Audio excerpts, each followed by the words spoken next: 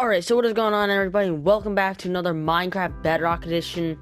We could call this tutorial, yeah. Another Minecraft Bedrock Edition tutorial series. I've been getting some good requests on how to make specific things instead of builds. Like specific things in those, like doors and contraptions and redstone stuff. Such as piston extenders, pulse extenders, and just stuff in that general area. And I thought instead of doing tutorials on them, why don't I just do an entire series starting from the redstone basics all the way up until like contraptions, like really kind of big like contraptions that you can use in a piston door build of some sort. So it's time to learn the basics. Dun dun dun. It's not that scary though. So first, to start off with our basics, we have all the things that can be used to power redstone. So we have every single button can be used, every single pressure plate, a lever, a redstone torch, and a redstone block. And I feel like I'm missing something. Like those are like the basic stuff that people use to just power. So something powering redstone dust can reach 15 blocks. As you see, 15 blocks. I marked it out. So it dies on the 16th block right there. A repeater line, basically doing the same thing, and on that 16th block, where it's dead, like completely dead, this is the last one on the 15th. A repeater, what that does is it just renews the pulse. It makes it brand spanking new. So this can extend 15 again. But I just wanted to make sure with you guys that you don't have to make it all the way down. You don't have to make it every 15 or technically on the 16th block. That you can do it whenever you want. So you can technically just have another repeater right there. Works just fine. So besides the fact that repeaters can renew redstone pulse and make your redstone lines go on and on and on, they can also have delays. So as you can see, this is considered one tick, or people do call it no tick delay, since you don't have to fiddle with it and like click it, so then it like has a delay. So people, technically it's one tick delay, but people refer to it as no tick. When you left click it once and put it to the second thing, it's called 2 ticks. When you left click it twice, it's called 3 ticks, and to the max, it's called 4 ticks. Now I'm about to show you the difference between redstone dust, 1 tick, no tick, 2 ticks, 3 ticks, and 4 ticks. So I'm about to show you the distance, and I will slow it down to in an editing process so you can clearly see the difference. Also, I never mentioned how 1 tick delay and redstone dust are the same speed. So as you can see, you can't really see it down here, but you can especially see it up here, how it's like that kind of like, you know, the motion. Next, we have comparators. Now, I will be honest, for this video, I had to do research because I honestly had no clue what a comparator really did besides detect stuff out of a chest or like anything like that. So a repeater, basically what it's like meant for, kind of besides detecting if stuff is in a chest or something like that, it's an adding and subtracting pulse. It compares the pulse. You can see right now, this is a perfectly new pulse from this redstone torch that's being let off. And then this one has 2 instead of 1. So this one is a greater pulse than this one. So it then adds those 2 pulses together to then make the pulse. Or like make a new pulse, I guess you could call it. So keep in mind, it can't go, based on my experimenting with it, it can't go above these 15 blocks that redstone can go. But let's say you have, I don't know, an 8, like a pulse of 8 and then a pulse of 7, that would then equal to a pulse of 15.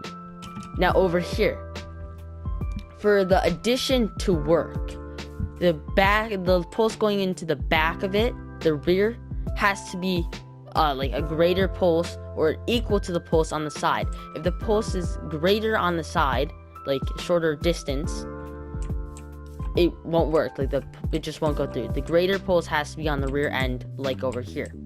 Now, I didn't even know what this thing did, the redstone torch on the front, like for the longest time, and I had no clue until today when I did the research for this video.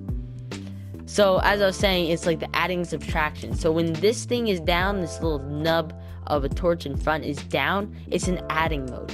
But when you have this little nub on and it's turned on, it's in subtraction mode.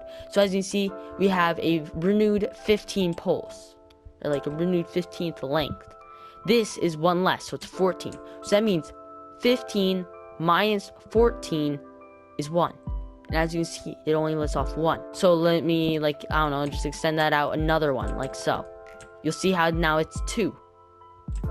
So that's how the nub thingy works. It's like subtraction.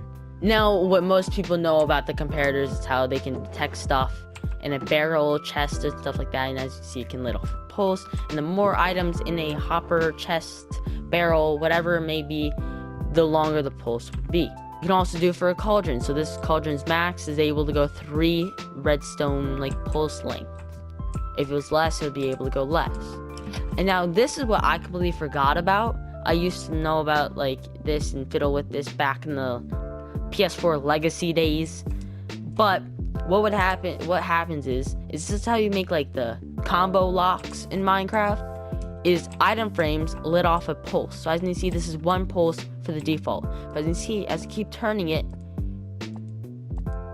the lights turn on. So as you can see, this is max pulse it can lit off, and it powers all the way out there. But then if I just reset it, it goes all the way back here. Now, we obviously have all the doors that open, like do the redstone power, and all the fence gates. I don't really need to go through any of that. And then we have daylight sensors. So how daylight sensors work is if you have it on the white, it'll turn on if it's sun out. So as you see, the sun's out, it'll turn on since it's day and it's laying off the power. This is on night. The blue is night mode. Since it's not night, it's not laying off a pulse. Now we are on to pistons. So as you can see, this is a normal piston. You can't really see it, but this is a normal piston. What will happen? It can just push blocks. So if I just keep doing this, it will just push the blocks and it won't take any of these blocks with it on its retraction. But with sticky piston, you see it pushes it up and back down. If you have a sticky piston with slime blocks, it can push all of this. But keep in mind the max amount that you can push with a piston is 12 blocks.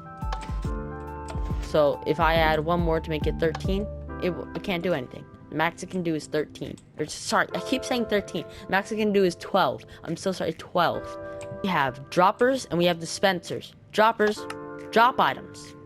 Dispensers dispense it if it's able to be dispensed. Now we have observers. Observers are really cool, interesting, confusing thing. But basically what it does is it senses if there's any change whatsoever below it by its face. So as you see, this redstone is off. So if I press the button and it turns on, it'll flick it on, but then it also flicks it when it changes again to be turned back off again. And it can do the same thing with blocks and pretty much anything else where there's an update. So as you can see, I break the block, it updates and turns on the light. If I place a block, same thing will happen. Now we have the target block. On Bedrock Edition, at this moment in the current update, I'm currently on PlayStation in 1.16.61, I believe it is. It's 60 something. But for whatever reason, it should not be like this. But target blocks are considered a transparent block, like glass and glowstone and sea lanterns and things like that. It's considered a transparent block where it should be considered like a normal block. So at the moment, the pretty much only use is hit it with the target with like a bow or a trident or something, and it'll give off some pulse. I have the minecart rails, the powered rails. They can only extend 9 rails both ways, so it like goes 9 this way, and then when it stops, it can go another 9, because at this 9 it can go back 9 and forward 9. Whee! Next we have one of these detector rails. As you see, if there's a minecart of any sort, chest, furnace, hopper, TNT, it'll like detect it and let off a redstone pulse. For this one, we have a activator rail. I completely blanked on what it was called since no one uses this thing. But you can simply put a redstone pulse to it, like such as this torch. And if a TNT, or I believe a hopper too, but mainly TNT, if that rolls over it, it's going to bluey. Next we have the hopper. So if you place something in this, it'll then go down the hopper, go through this, and into this chest. It's basically like a transportation thing. And you can also lock the hopper with redstone. So you can see we have this redstone torch powering this redstone going into this hopper. So that means if we place something in this chest, it just won't go down into the hopper. So as you can see, it just doesn't go down into the hopper because the hopper is locked. Like, it's still in this chest. It's not going down in the hopper because it's locked. If I then remove that power, it goes through and down into it. It goes the same for if an item's inside of the hopper. It doesn't leave the hopper. Nothing goes in, nothing goes out. That was pretty much it for this first episode series of getting to know the basics. I really hope this helped you guys out for whoever is confused about redstone. I have no clue what I'm going to be starting with for the next episode, but we're just going to keep going on building on what we've just learned in previous episodes to help you guys get more knowledge and get better at Bedrock Redstone, since no one knows how to do it. There's very few people who really know how to do it. Like, I didn't even know what a comparator did. And if you did enjoy, you should smash like, subscribe if new, as always, with post notice. And if you want to see more of the series, you should especially be using notice. And I really hope to see you in the next one. So, goodbye.